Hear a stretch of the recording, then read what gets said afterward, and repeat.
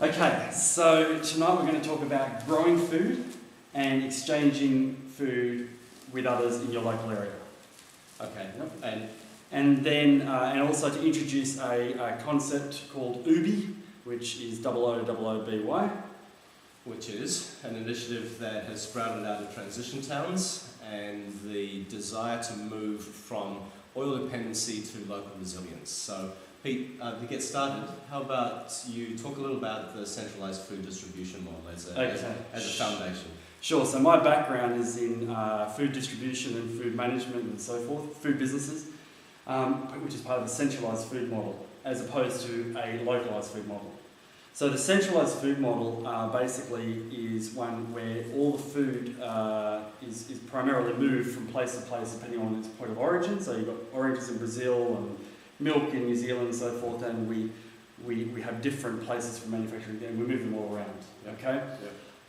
One of the things that's happened that I've noticed is that the centralised food model is quite fragile in terms of its reliance on the economic and energy systems we currently have in place. Right. And as well as that, obviously incredibly energy intensive. Incredibly energy intensive, there's all these cost externalisations and all these sorts of things, but effectively what I have noticed from my own insights within my own businesses that I am part of, that it's particularly fragile with respect to the economy and the energy. So if people feel that either the economy or the energy situation at the moment is uncertain, that gives rise to that the centralised food model is uncertain as well.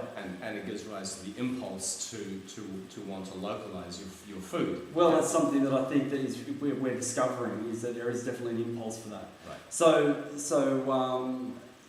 that's the centralised food model, that's how that works. Okay.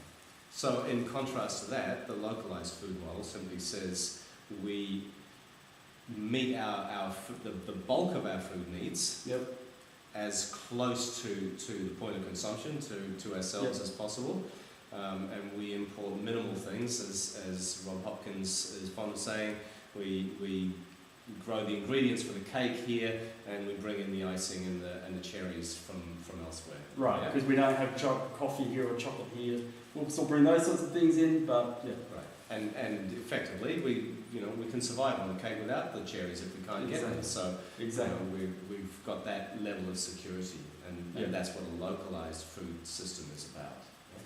So there's a transition there between a centralised system, which we've become incredibly used to, and a localised model, which we can see the advantages of, but don't quite know how to really engage and facilitate it. Okay, so that's where Ooooby comes in. Ooooby is basically a way that we can at least connect with other people and in growing food ourselves. Right? So locally grown food, ideally at the ultimate, is homegrown food. And there's actually a lot of people out there who are growing food at the moment. And so by connecting those people together, then we actually find that there's a lot more power in terms of food production for our local area than we could realise. So that's what Ooooby is all about. All right. So to find out more, you can go to ooooby.org. So that's OOOBY with 4 O's, stands for Out of Our Own Backyard.org. All right, ooooby.org, or you can go to transitiontowns.org.nz to find out more about what Transition Towns is doing in New Zealand, and how it's grown over the last 12 months to become a force to be reckoned with in our New Zealand society, and we're looking forward to huge growth in that, transitiontowns.org.nz. Great, thank you very much.